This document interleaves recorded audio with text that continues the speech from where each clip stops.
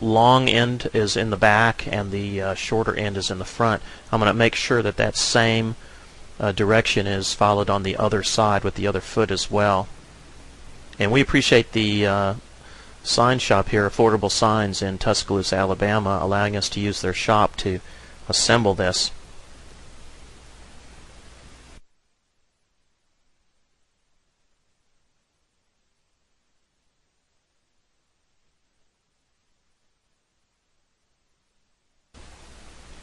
So I'm just making sure here that the second foot matches the first one.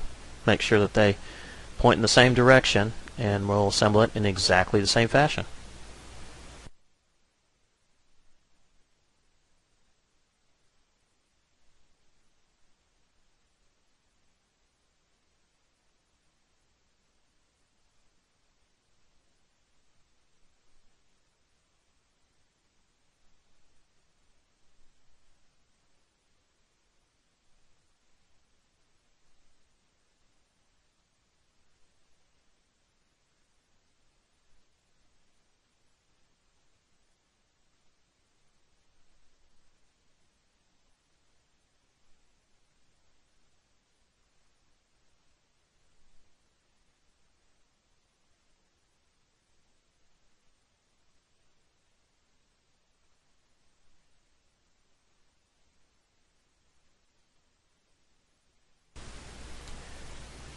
Now I've got the feet on and the stand pretty much assembled in terms of the support part of the stand. Next, what we're going to do is attach the media brackets. They're L-shaped parts, and again, there's going to be at least a couple of screws here that we're going to need to attach it to the stand itself. They go toward the top where the cutter is going to sit, and in fact they're right over the top of one of the sides. And what this does is this not only allows you to hold the media, but it's also going to put a couple of nibs at the very top of this media bracket where your cutter is going to sit. So it's sort of like the top part of the stand here that's going to let your cutter sit right on top of it. So we're just going to assemble this the same way again. All we're doing is just making sure that the screws go in firmly as we did in the others. Now you notice the bracket is not on the inside but on the outside of this device here. In other words, the L shape bracket here, you can see on the right hand side, is on the outside of that stand assembly there, not on the inside. And then on top you can actually see the two nibs where the cutter's going to sit, and the rollers are pointed toward the back, which is where the long side of the feet are. This allows for it to support any heavy vinyl that you might set on the media rollers. So the whole assembly's been well engineered to support the weight of these pieces. Here's the other side that I've assembled, and you can see again nice and tight, and the media brackets are on the same side as the long end of the feet.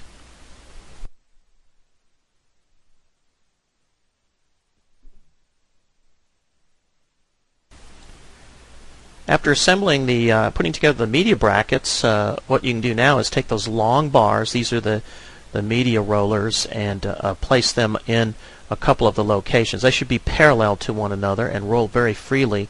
On one end is two small stoppers, roller stops, media stops I guess you would say, that you can put on, and then there's two that you actually need to adjust on your roller itself. We'll give you a close-up of this in just a second. What I'm doing is putting those on the actual roller. They're small little circular pieces with a white adjustable screw, and you can move those back and forth to help keep the media straight. You'll see here, I'm going to give you a close-up on it so you can take a good look at those and see how I've assembled mine. And again, those should slide, you should be able to slide those freely back and forth. It's going to keep your media nice and straight when you keep it from skewing, in other words, when you put vinyl on here.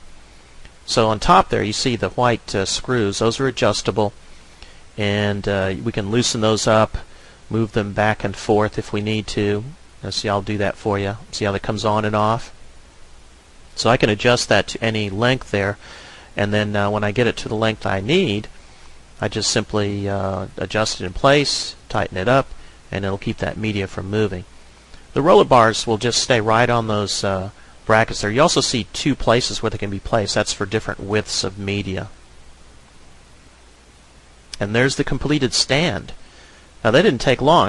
That really took me about a total of 20 minutes at the most.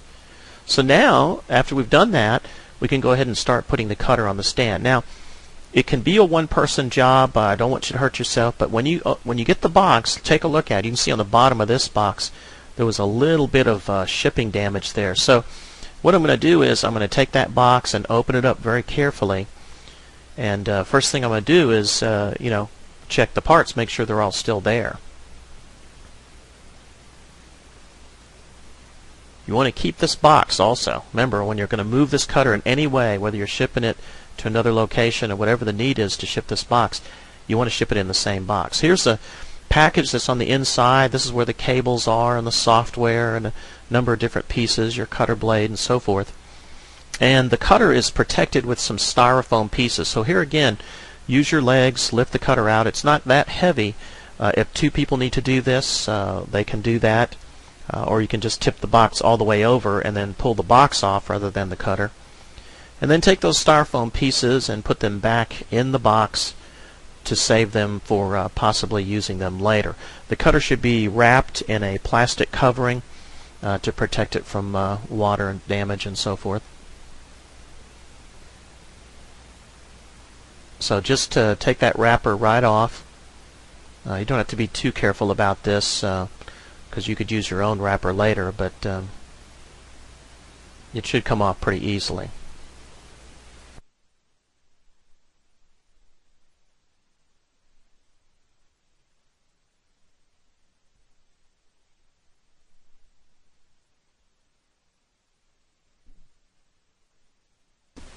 Again, notice I'm putting everything back in the box, and I'm moving that box away so that I can put other pieces in there if I need to. Here's the cutter. I want to inspect it. I'm going to look at all the sides, top, bottom, everywhere to see if there's any kind of damage whatsoever. We support all of our equipment, so that shouldn't be an issue. And then once I make sure there's no damage, and I have, I'm going to open up my accessory package here and take the parts out, and again just verify they're all there. There should be a set of instructions for your cutter in here. I'm going to look those over, just read the pieces. Some of those are important. There's some there that are about safety and how to use it, be careful with your cutter and so forth. So I want to just become familiar with them. I don't necessarily, in this section, you don't have to read them thoroughly. I just want you to be familiar with them. So look them over and make sure you keep them in a safe place. You'll need to refer to them later in all likelihood.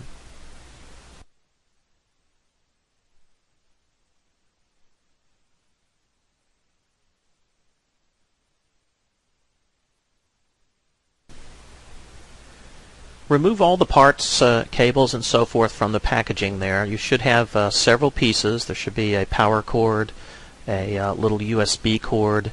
There should be a CD with software on it that you're going to use.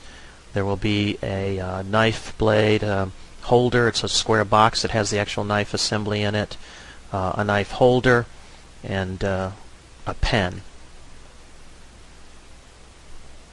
So at this point, since I've verified the pieces, I'm going to move my box into a safe place, probably in the same place that I have the cutter stand box, and I'll put it away for later use if needed.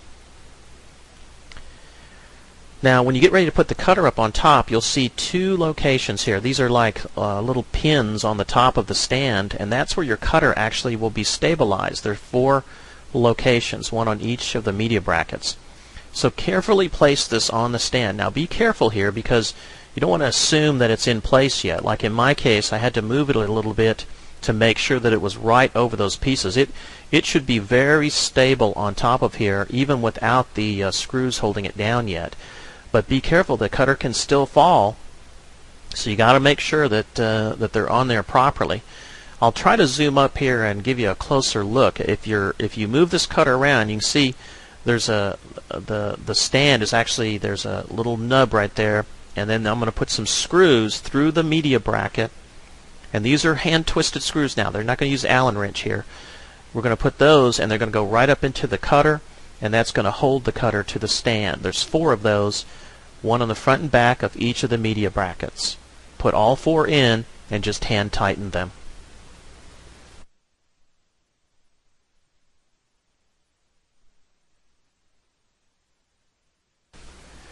Now, after attaching all those screws, the cutter should be very stable on the stand. So now it's time to start removing some of the packing tape that was on the cutter. These are little strips of tape that hold the cutter head down and hold some of the assemblies down that could move.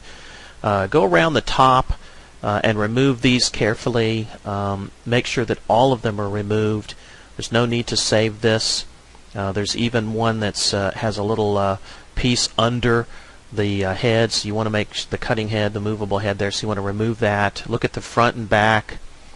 Everything should be removed. You're going to go all the way around and remove all of that tape there.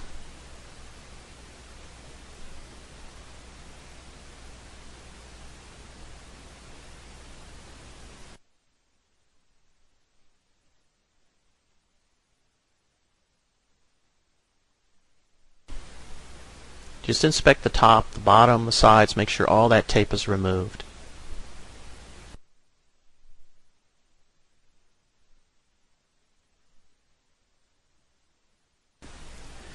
Next, you can actually insert the power cord. This is going to, I don't want you to plug the power in, okay? I want you to just take the cord. It's a thick cord. It fits on the side, one of the sides of the cutter. So undo that and just slip that into the socket that's there, but don't plug that into the power of the wall socket yet. Just leave it loose until we find a location where we're actually going to place the cutter itself. On the opposite side, you're going to find the place where the communication cord goes. Now there's a small rectangular area on this cable along with the other end that's a USB connection. That's the one that's going to go in your computer. So one end goes in the cutter, one end goes in the computer. There's also another port there that's used for a different kind of cable, but the one that you have in the box should be a USB cable.